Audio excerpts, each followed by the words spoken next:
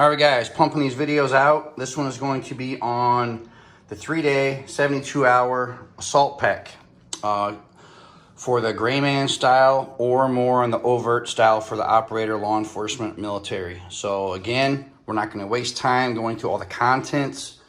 If you're going the overt route, you're probably going to be carrying a weapon around if you're doing some type of military, law enforcement, or tactical deal.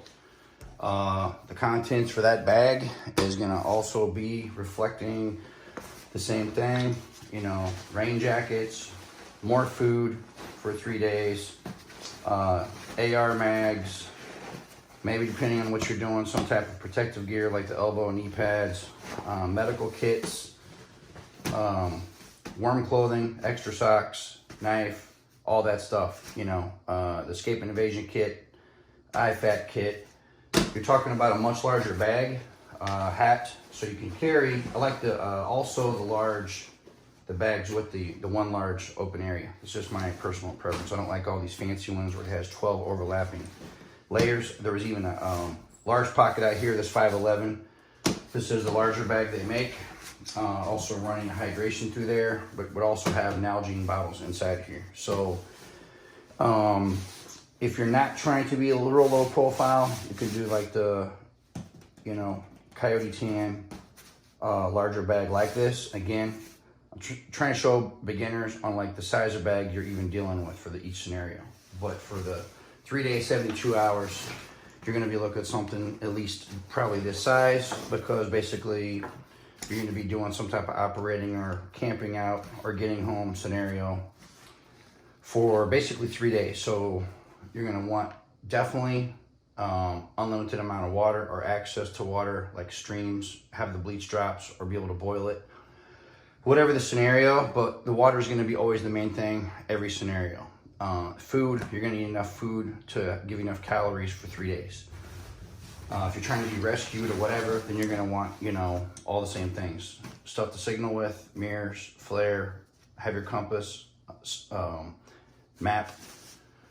So again, not just going to, you know, waste tons of hours on contents, but again, trying to teach people the basics on what size bag do you even need, you know, out of the gates for each scenario.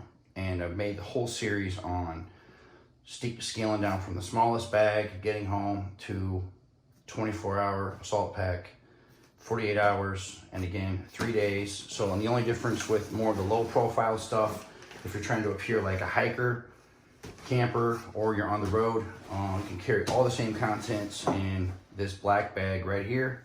This is actually a CamelBak bag. I like these a little better than the 511. Like the exterior pockets better, the way it's made. Just way more easy to move around. Has the same amount of padding. A lot of padding on the back side here.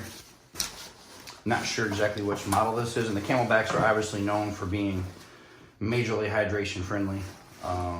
Again, large open area inside, and also tons of netted pockets. So CamelBak bags, I would always, this is actually, it says, yeah, CamelBak maximum gear. You know, pockets on the outside, just a stupid amount of room for stuff. Doesn't mean you want to load it down and make it as heavy as possible, but at the same time,